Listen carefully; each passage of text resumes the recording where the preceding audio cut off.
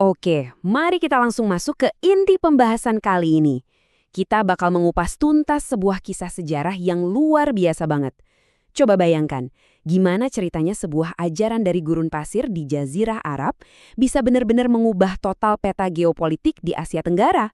Padahal jaraknya ribuan kilometer loh, tapi efek transformasinya sangat masif dan pengaruhnya masih terus hidup sampai detik ini. Nah, pertanyaan terbesarnya adalah gimana Islam bisa berkembang secepat itu di wilayah kita? Apakah pergeseran budaya yang sangat besar ini murni cuma digerakkan oleh para pedagang rempah? Atau jangan-jangan ada strategi politik tingkat tinggi di balik layar? Mari kita bongkar teka-teki sejarah ini. Untuk membedahnya, ini dia rute perjalanan kita. Kita akan mulai dari misteri awal kedatangan Islam, mengintip era keemasan Brunei, melihat taktik politik penjajah, menelusuri sejarah Malaka, dan akhirnya melihat bagaimana identitas negara modern terbentuk. Kita mulai dari bagian pertama, di mana letak geografis ternyata memainkan peran yang sangat krusial. Kalau kita perhatikan posisinya, Asia Tenggara itu ibarat persimpangan paling sibuk di dunia buat urusan perdagangan global. Ini yang bikin kawasan kita jadi magnet raksasa. Karena banyak pedagang asing yang mampir, mereka bisa menyebarkan keyakinannya secara organik. Hebatnya, mereka ini nggak datang bawa pasukan tempur atau senjata. Ekspansinya berjalan super damai lewat aktivitas jual beli sehari-hari, diplomasi yang cerdik, dan tentunya pernikahan lintas budaya. Bukti nyata dari persebaran ini bisa kita lihat di bagian kedua, lewat kisah melesatnya Kesultanan Brunei. Buat ngasih sedikit perspektif, luas negara Brunei yang kita kenal sekarang ini cuma sekitar 5.000 km persegi aja. Ya kira-kira seukuran Pulau Bali lah. Tapi tunggu sampai kalian lihat seberapa raksasa jejak kekuasaan mereka di masa lalu. Beneran gak terbayangkan. Kalau kalian ikuti lini masa ini, kelihatan jelas gimana perjalanannya. Dari yang awalnya cuma sekedar pos dagang kecil di pesisir-pesisir abad ke-10, Brunei berevolusi jadi negara adidaya yang kekuasaannya membentang luas di abad ke-16. Keputusan strategis rajanya untuk memeluk Islam benar-benar jadi titik tolak yang melontarkan Brunei ke puncak kejayaan absolut. Dan yang paling bikin takjub, dominasi kekuasaan mereka ini sampai meninggalkan jejak bahasa yang luar biasa. Kalian tahu ibu kota Filipina kan?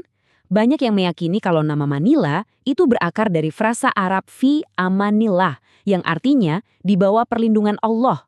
Frasa ini tertinggal dari masa penaklukan oleh Sultan Bolkiah.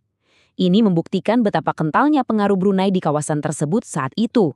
Tapi sayangnya, masa keemasan ini nggak bertahan selamanya. Di bagian ketiga, kita akan lihat bagaimana kedatangan bangsa Eropa mulai meruntuhkan fondasi tersebut.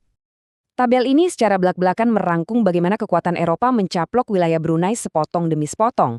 Spanyol dan Belanda masuk bawa kekuatan militer. Tapi yang sangat menarik perhatian adalah manuver James Brooke dari Inggris. Dia pinter banget, masuk ke Sarawak, memanfaatkan kerusuhan politik lokal, menekan sang sultan, dan akhirnya menjadikan dirinya sendiri sebagai penguasa absolut di sana. Kejadian-kejadian tadi memunculkan perdebatan yang sangat menarik di kalangan para sejarawan. Sebenarnya, apakah peta perbatasan Asia Tenggara yang sengaja diacak-acak ini adalah murni taktik pecah belah dan kuasai dari penjajah? Apakah mereka sengaja mendesain batas-batas ini untuk memecah kekuatan politik Islam yang saat itu sangat mendominasi? Ini adalah teori sejarah yang sangat provokatif, tapi masuk akal untuk dievaluasi. Sekarang kita coba bergeser menyeberangi lautan ke Semenanjung Malaya di bagian keempat untuk melihat sebuah pola sejarah yang sangat identik. Coba perhatikan urutan kejadian ini. Cepat banget. Dan polanya persis dengan Brunei. Lewat pernikahan dan keputusan memeluk Islam yang sangat strategis, Malaka mendadak terhubung dengan jaringan raksasa pedagang muslim global. Dalam sekejap, mereka menjelma jadi mercusuar peradaban dan pusat dagang internasional yang sangat kaya. Tapi, ya, Malaka juga nggak kebal dari serangan kolonial. Meski sempat direbut Portugis, lalu dipaksa menerima pembagian wilayah dari Inggris dan Belanda, yang ironisnya sampai menyerahkan wilayah utara bermayoritas muslim ke Siam, mereka nggak gampang menyerah.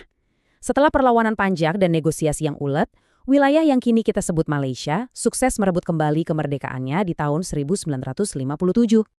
Lalu, bagaimana dampaknya di era sekarang? Di bagian terakhir ini, kita akan menyatukan semua kepingan sejarah tadi untuk melihat pembentukan dua negara modern ini Nah, satu hal yang harus kalian catat dari sini, untuk bisa bertahan dari gempuran penjajahan yang panjang, Brunei mengambil jalan pintas yang sangat brilian. Mereka mengunci identitas kultural dan agama mereka lewat filosofi Melayu Islam beraja. Sistem ini memastikan posisi sultan gak cuma sekedar pajangan, tapi sebagai pemegang kekuasaan mutlak dalam bernegara. Perbandingan ini menarik banget. Walaupun dua-duanya sama-sama menjadikan Islam sebagai identitas utama hari ini, coba lihat gimana bedanya sistem yang mereka bangun. Brunei beroperasi dengan monarki absolut yang sangat terpusat pada sultan. Di sisi lain, Malaysia justru memilih sistem yang lebih fleksibel, yaitu negara federal dengan sistem raja yang bergilir setiap 5 tahun. Pada akhirnya, ini adalah bukti ketahanan yang luar biasa. Terlepas dari wilayahnya yang sempat diobrak-abrik dan perbatasannya yang terus diutak-atik oleh negara asing selama berabad-abad, Brunei dan Malaysia terbukti sukses bertahan. Mereka berhasil bangkit dengan identitas sejarah yang utuh dan kuat. Tapi, ini justru meninggalkan sebuah misteri sejarah yang sangat menggugah pikiran. Kalau Brunei dan Malaysia sukses besar menjaga identitas mereka, lantas gimana dong nasib komunitas muslim bersejarah yang kebetulan terjebak di balik garis batas negara-negara modern seperti Filipina, Thailand, atau Vietnam? Kisah-kisah yang tersembunyi di balik perbatasan inilah yang akan kita jadikan eksplorasi seru di pembahasan kita selanjutnya.